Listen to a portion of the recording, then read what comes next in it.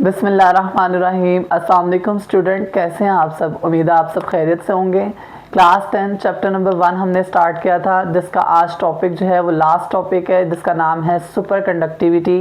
तो आज हम इस वीडियो में सुपर कंडक्टिविटी को सीखेंगे और बहुत इंशाल्लाह जो है डिटेल में सीखेंगे। दूसरी बात ये है कि बेटा आप वीडियो जो है वो थोड़ी आहिस्ता आहिस्ता इसलिए बोलना पड़ता है, आहिस्ता आहिस्ता एक एक चीज़ बतानी पड़ती है कि तमाम स्टूडेंट्स जो हैं वो समझ सकें। कुछ स्टूडेंट्स ऐसे होते हैं जिन्हें फास्टली जो है वो समझ नहीं आता, प्रॉब्लम्स आती हैं उनको, सो दैट्स वाई इसीलिए जो है वो आराम आराम से एक एक चीज़ को क्लियर करवाया जाता है ताकि आप अच्छे से समझ सकें।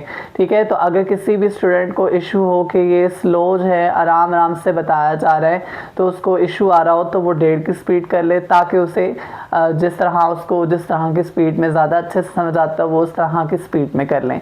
तो बग़ैर किसी वक्त के साथ ये टॉपिक को स्टार्ट कर लेते हैं। अच्छा बेटा, सबसे पहले हमारे पास सुपर कंडक्टिविटी होता क्या है? बेटा सिंपल से सिंपल अल्फाज में बताता हूँ। ऐसे मटेरियल्स जिनके अंदर से हम इलेक्ट्रिसिटी को पास कराएं तो इलेक्ट्रिसिटी फ़ौरन से पास कर जाए, कोई रेजिस्टेंस उस मटेरियल के अंदर ना आए, तो ऐसे मटेरियल को हम कहते हैं सुपर कंडक्टर मटेरियल्स। ठीक है, ऐसे मटेरियल्स जिनके अंदर रेजिस्टेंस बिकम ज़ीरो, कोई रेजिस्टेंस, कोई रुकावट नहीं आनी चाहिए। फॉर एग्जांपल, अगर हम कोई भी चीज़ देते हैं, कोई भी वायर है, अगर मैं उसके अंदर से करंट पास कराऊँ तो वो ऐसा मटेरियल होना चाहिए कि मैं उसके अंदर से जब करंट को पास कराऊं तो वो रुकावट, उसके अंदर ज़रा सी भी रुकावट ना और करंट इजीली पास कर जाए विदाउट एनर्जी लॉस किए, तो वो हमारे पास क्या हो जाते हैं? सुपर कंडक्टर हो जाते हैं। ठीक है, और इसके अलावा हमारे पास आपने देखना है, पहले तो हम देख लेते हैं इसकी डेफिनेशन को। Superconductivity is a property of some materials in which their electrical resistance becomes zero when they are cooled below a certain temperature। क्या कह रहा है? सुपर कंडक्टिविटी एक ऐसी प्रॉपर्टी है मटेरियल्स की, कुछ मटेरियल्स की, जिसमें हम इलेक्ट्रिकल रेजिस्टेंस क्या होती है? ज़ीरो होती है, कोई भी उसके अंदर रेजिस्टेंस नहीं होती। कुछ ऐसे मटेरियल्स होते हैं जिनके अंदर से हम इलेक्ट्रिसिटी को पास कराते हैं तो उनके अंदर ज़रा भी रुकावट नहीं होती, तो ऐसे मटेरियल्स को हम कहते हैं सुपर कंडक्टिविटी। यहाँ एक लाइन लिखी हुई है, when they are cooled below a certain temperature. इस लाइन को समझना बहुत ज़रूरी है, इसी में सारा जो है ना वो सुपर कंडक्टिविटी का मटेरियल छुपा हुआ है कि आप किसी भी आपके पास कोई भी मटेरियल है तो उसको, जो सुपर कंडक्टर है, उसको सुपर कंडक्टर बनाया कैसे जाता है कि उसके ऊपर थोड़ा सा जो है ना वो कूलिंग मटेरियल लगाया जाता है। जो हमारे पास कूलिंग मटेरियल है, सबसे बेस्ट कूलिंग मटेरियल इसका कौन सा है? तो हमने यहाँ लिखा हुआ है लिक्विड नाइट्रोजन। लिक्विड नाइट्रोजन को जब हम मरकरी के ऊपर लगाते हैं तो वो मरकरी के ऊपर जब लिक्विड नाइट्रोजन को लगाया जाता है तो वो कूल डाउन हो जाता है। ठीक है, वो अपने जो उसका ओरिजिनल टेम्परेचर होता है उससे बहुत बिलो पर आ जाती है, कम हो जाती है, जिसकी वजह से क्या होता है कि उस मटेरियल के अंदर जो रेजिस्टेंस होती है ना वो ज़ीरो हो जाती है। ठीक है, रेजिस्टेंस बिल्कुल ख़त्म हो जाती है, जिसकी वजह से फिर जब हम उसके अंदर से इलेक्ट्रिसिटी पास कराते हैं तो क्या होता है कि वो इलेक्ट्रिसिटी इजीली पास कर जाती है और उसके अंदर कोई भी एनर्जी लॉस नहीं होती। ठीक है, तो क्रिटिकल टेम्परेचर क्या होता है? द स्पेसिफिक, इसके नोट्स को देखते हैं, the specific temperature below which a materials become a superconductor. वो ख़ास किस्म का टेम्परेचर जिसके अंदर जो है वो एक सुपर कंडक्टर मटेरियल बनता है, उस टेम्परेचर को हम कहते हैं क्रिटिकल टेम्परेचर। ठीक हो गया। इसकी एक आसान सी ट्रिक बताता हूँ कि आपने ये याद रखना है, सिंपल आइडिया आपके पास, कि अगर अबव क्रिटिकल टेम्परेचर है, क्रिटिकल टेम्परेचर से ऊपर है तो वो नॉर्मल कंडक्टर होगा। ठीक है, और अगर क्रिटिकल टेम्परेचर से नीचे है, ठीक है, तो वो हमारे पास सुपर कंडक्टर होगा। ठीक है, तो याद रखना है क्रिटिकल टेम्परेचर ख़ास किस्म का टेम्परेचर होता है जो बिलो होता है, कम होता है। ठीक है, उसके ओरिजिनल टेम्परेचर से, जब हम ओरिजिनल टेम्परेचर से उसका टेम्परेचर कम कर देते हैं तो उसकी रेजिस्टेंस ज़ीरो हो जाती है। और किस तरह करते हैं?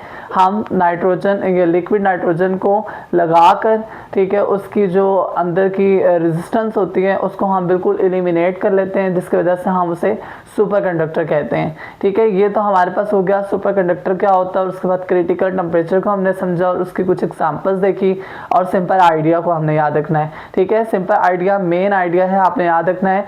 अबव अगर क्रिटिकल टेम्परेचर होगा तो आपके पास एक नॉर्मल कंडक्टर होगा। ठीक है, और अगर बिलो क्रिटिकल टेम्परेचर होगा तो आपके पास एक जो है ना वो अच्छा क्या होगा, एक अच्छा आपके पास सुपर कंडक्टर होगा। तो अब हमारे पास जो है इसके यूजेस को हमने देखना है। सुपर कंडक्टिविटी को हमने बहुत अच्छे से देख लिया है। अब इसके बाद अब हम जो देखेंगे वो हमारे पास क्या है, हमने देखना है कि हम सुपर कंडक्टिविटी को कहाँ इस्तेमाल करें, सुपर कंडक्टर्स को या सुपर मटेरियल्स जो हैं आपके पास उनका इस्तेमाल आप कहाँ करें। सबसे पहला यूज़ है MRI मशीन्स। हम MRI मशीन्स में यूज़ करते हैं। पहले तो मैं आपको एक स्टोरी की टाइप ये बता देता हूँ सारा इसका खुलासा, उसके बाद देन हम नोट्स की तरफ जाते हैं। MRI मशीन्स ऐसी मशीन्स हैं जिसके अंदर जो है ना हम अपने ऑर्गन्स की ना इमेज क्लियर देख सकते हैं। अब उसके अंदर प्रोसीजर क्या होता है, हम क्या करते हैं कि हम MRI मशीन्स के अंदर सुपर कंडक्टर यूज़ करते हैं। सुपर कंडक्टर क्यों यूज़ करते हैं, क्योंकि सुपर कंडक्टर की ये प्रॉपर्टीज़ हैं कि वो बग़ैर किसी रेजिस्टेंस के करंट को पास होने देती है। दूसरे नंबर पर कोई एनर्जी लॉस नहीं करती। तीसरे नंबर पर मैग्नेटिज्म बहुत स्ट्रॉन्ग बनाती है। तो अब जैसा कि आपने इसकी करेक्टरिस्टिक्स को देखा तो इससे आपको साबित होना चाहिए MRI मशीन्स के अंदर हम इसको इसलिए रखते हैं क्योंकि हमारे पास ये ऐसा मटेरियल है, सुपर कंडक्टर एक ऐसा मटेरियल है जो कि करंट को ईजिली पास करा देता है। तो जब हम मशीन्स के अंदर सुपर कंडक्टर इस्तेमाल करते हैं तो करंट ईजिली पास करता है, उसके अंदर कोई भी एनर्जी लॉस नहीं होती। उसके अलावा क्या होता है कि वो स्ट्रॉन्ग किस्म का मैग्नेटिक फील्ड जो है ना वो क्रिएट कर लेता है, और जिसकी वजह से हमारे पास जो इमेज आता है वो ऑर्गन्स का इमेज, जो ह्यूमन बॉडीज़ के ऑर्गन्स का इमेज, सेल्स का इमेज, टिश्यूज़ का इमेज बिल्कुल क्लियर आता है, जिससे हम वाज़िया देख सकते हैं कि हमारे इंटरनल ऑर्गन्स किस तरह से बिहेव कर रहे हैं। तो ये सबसे पहला यूज़ है और अहम यूज़ है MRI मशीन्स के अंदर सुपर कंडक्टर का। अब इसके नोट्स को ज़रा देखते हैं। Super conductor produce very strong magnetic field. Super conductors क्या करते हैं, बहुत ही ज़्यादा मजबूत किस्म के मैग्नेटिक फील्ड्स क्रिएट करते हैं। These magnetic field help MRI machine create clear image of organs inside the human body. जिससे क्या होता है, इस मैग्नेटिक फील्ड की मदद से हम क्या करते हैं, MRI मशीन जो है वो बहुत साफ सुथरा जो है ना वो इमेज बना लेती है ऑर्गन्स का, इंसान के इनसाइड के ऑर्गन्स का बहुत क्लियर जो है वो एक इमेज बना लेती है। अब होपफुली आपको ये समझ आ गया होगा। नेक्स्ट हम चलते हैं, दूसरे नंबर पे हमारे पास आता है मैग्लीव ट्रेन्स। अच्छा, ये मैग्लीव ट्रेन्स क्या होता है इसको ज़रा समझते हैं। हमारे पास जो हमारे पाकिस्तान में जो ट्रेन्स चल रही हैं वो आपको पता है कि वो उसके ट्रैक के ऊपर ही चल रही होती हैं। मैग्लीव ट्रेन्स वो ट्रेन्स हैं जिसके अंदर हम सुपर कंडक्टर का जो है वो इस्तेमाल करके, उसके मटेरियल को इस्तेमाल करके, तो ये अगर उसका ट्रैक है तो इतना सा गैप ऊपर हवा में ना, हवा में ट्रेन जो है वैसे चल रही होती है, ट्रैक के ऊपर हवा में ट्रेन चल रही होती है। ये किस तरह से होता है, ये सुपर कंडक्टर मटेरियल की वजह से होता है। जो ट्रैक होता है उसके ऊपर सुपर कंडक्टर मटेरियल बनाया होता है जिसके अंदर से इलेक्ट्रिसिटी पास कर रही होती है। जब इलेक्ट्रिसिटी पास करती है तो उसके अराउंड एक स्ट्रॉन्ग मैग्नेटिक फील्ड जनरेट हो जाता है जो उसको ऊपर उठा के रखा होता है, जिसने ट्रेन को ऊपर उठा के रखा होता है, जिसकी वजह से ट्रेन स्पीड से जा रही होती है। ठीक है, तो इसका सबसे पहला फ़ायदा और सबसे अच्छा फ़ायदा ये कि एक तो स्पीड बहुत तेज़ हो जाती है, दूसरे नंबर पर फ्रिक्शन बहुत कम हो जाती है। क्यों? क्योंकि जब वो ट्रैक के साथ जुड़ेगा ही नहीं तो इसकी फ्रिक्शन भी कम होगी, और जब फ्रिक्शन कम होगी तो उसकी स्पीड बहुत तेज़ हो जाएगी। ठीक है, तो ये पाकिस्तान में तो अभी नहीं जनरेट है, ठीक है, डेवलपमेंट नहीं हुई है, लेकिन ये जर्मनी में, ठीक है, चाइना में, ठीक है, और चाइना के अलावा, जर्मनी के अलावा यूरोप में, ये तमाम ममालिक में ये ट्रेन्स अवेलेबल हैं और लोग बहुत इससे फ़ायदा उठा रहे हैं। तो ये जो ट्रेन्स हैं ये मैग्लीव ट्रेन्स हैं। उसके बाद ये देख लें कि सुपर कंडक्टर का कितना अहम किरदार है हमारी जो है वो डेली लाइफ में, टेक्नोलॉजी में और साइंस में। अब तीसरे नंबर पर हम देखते हैं, नहीं चलिए अब इसके ना नोट्स को भी देख लेते हैं पढ़ के। तो हमारे पास maglev trains, maglev stand for magnetic levitation. अच्छा, ये जो मैग्लीव है उसका एब्रिविएशन क्या है या उसका मतलब क्या है, मैग्नेटिक लेविटेशन कहते हैं। दूसरे नंबर पर देखिए point, powerful magnetic field lift the train above the track. तो दूसरे नंबर पे हमारे पास क्या है कि पावरफुल मैग्नेटिक फील्ड जो उसके अराउंड जनरेट होता है ना, उससे फ़ायदा क्या होता है कि ट्रेन जो है वो अबव उठी हुई होती है उसी ट्रैक के ऊपर। ठीक है, और फिर the train moves with very little friction and can travel at very high speed, ठीक है, तो जिसकी वजह से ट्रेन मूव कर रही होती है बहुत कम फ्रिक्शन के साथ, और उसके साथ जो है ना वो बहुत ट्रैवल कर रही होती है बहुत हाई स्पीड के साथ।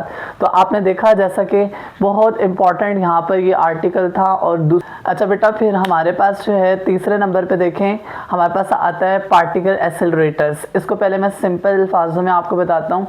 जो हमारे पास पार्टिकल एक्सेलरेटर्स हैं, ये ऐसी मशीन्स होती हैं जिनके अंदर हम क्या करते हैं, सुपर कंडक्टर का इस्तेमाल करके वहाँ पर स्ट्रॉन्ग मैग्नेटिक फील्ड जनरेट करते हैं, जिसकी वजह से होता क्या है, जो टाइनी पार्टिकल्स होते हैं, छोटे छोटे पार्टिकल्स होते हैं, तो हम उसके बिहेवियर को समझ पाते हैं, ठीक है। जो साइंटिस्ट होते हैं वो ये काम करते हैं कि पार्टिकल एक्सेलरेटर्स मशीन्स के अंदर जो है वो सुपर कंडक्टर को यूज़ करके जो है वो एनालाइज करते हैं कि पार्टिकल किस तरह से बिहेव कर रहा है। इस तरह से हम यूनिवर्स और मैटर्स की बिहेवियर को समझ सकते हैं, ठीक है। आइए इसके साथ नोट्स भी देख लेते हैं। यहाँ पर superconducting magnetic are use to control and accelerate the tiny particles, ठीक है। तो सबसे पहले हमारे पास जो सुपर कंडक्टर मटेरियल्स होते हैं उससे हम क्या करते हैं कि हम जो है ना वो कंट्रोल कर लेते हैं और एक्सेलरेट उसकी जो टाइनी पार्टिकल्स होते हैं, छोटे छोटे पार्टिकल्स होते हैं, उनकी स्पीड को बढ़ा सकते हैं और उन्हें कंट्रोल भी कर सकते हैं। उसके अलावा दूसरे नंबर पर scientist use them to study the structure of matter and the universe. तो साइंटिस्ट जो है वो इसे इस्तेमाल किस लिए करें, यूनिवर्स के स्ट्रक्चर को समझने के लिए, उसके अलावा जितने भी मैटर्स हैं उनको समझने के लिए। तो ये तो हमारे पास हो गया पार्टिकल एक्सेलरेटर्स। उसके बाद हमारे पास आता है एफिशिएंट इलेक्ट्रिकल सिस्टम्स। अब ये हमारे पास क्या है, जब हम इलेक्ट्रिकल सिस्टम की बात करते हैं तो पावर्स ट्रांसमिशन पावर्स सिस्टम आ जाते हैं, तो हम इनके अंदर भी सुपर कंडक्टर का इस्तेमाल करें। अब क्यों कर रहे हैं इसके अंदर भी हम सुपर कंडक्टर का इस्तेमाल, बिकॉज ये जो हमारे पास सुपर कंडक्टर है वो एनर्जी लॉस नहीं होने देता। जब वो एनर्जी नहीं लॉस होने देता तो हमें तो फ़ायदा है, इलेक्ट्रिसिटी जल्दी पास हो जाएगी और उसके अलावा एनर्जी भी लॉस नहीं होगी, खर्च भी कम आएगा, ठीक है। तो इसलिए हम क्या करते हैं कि ट्रांसमिशन में जो हमारे पास ट्रांसमिशन होती हैं, पावर ट्रांसमिशन सिस्टम्स होते हैं, उनके अंदर भी सुपर कंडक्टर का इस्तेमाल करते हैं, जिसकी वजह से हमारा जो है ना खर्च भी बचता है, एनर्जी भी लॉस नहीं होती और फिर जो है सिस्टम भी अच्छे से चल जाता है। तो इसके नोट्स को भी देखते हैं। Superconductor can transmit electricity with almost no energy loss. तो सुपर कंडक्टर क्या करता है कि वो बहुत सारे अमाउंट में एनर्जी को ट्रांसमिट करा देता है बगैर किसी एनर्जी को लॉस किए, ठीक है। किस इलेक्ट्रिसिटी को ईजिली पास कराता है और कोई भी एनर्जी लॉस नहीं होती। दूसरे नंबर पे this can improve power transmission system. यह क्या करता है कि हमारे पावर ट्रांसमिशन सिस्टम को भी इम्प्रूव कर देता है, ठीक है। ये तो हमारे पास थे बेटा सुपर कंडक्टिविटी के इस्तेमालात, जो कि मैंने आपको बहुत डिटेल में और बहुत अच्छे तरीके से पढ़ाए, और ये टॉपिक मुझे ख़ुद भी बहुत ज़्यादा अच्छा लगा है, ठीक है। ये बहुत अच्छा टॉपिक था, ठीक है, नॉलेज के लिहाज से। तो ठीक है बेटा, यहाँ पर हमारा ये चैप्टर जो है वो क्लोज़ होता है। इंटरनल तमाम जो है वो लेक्चर मैंने आपको दे दिए हैं। जिस बच्चे को कोई भी लेक्चर चाहिए हो, सो वो कोई भी लेक्चर अगर देखना चाहता है तो वो फिर सर्च करके देख सकता है, ठीक है। Thanks for watching my videos and subscribe my channel. Thank you so much. अल्लाह हाफिज़।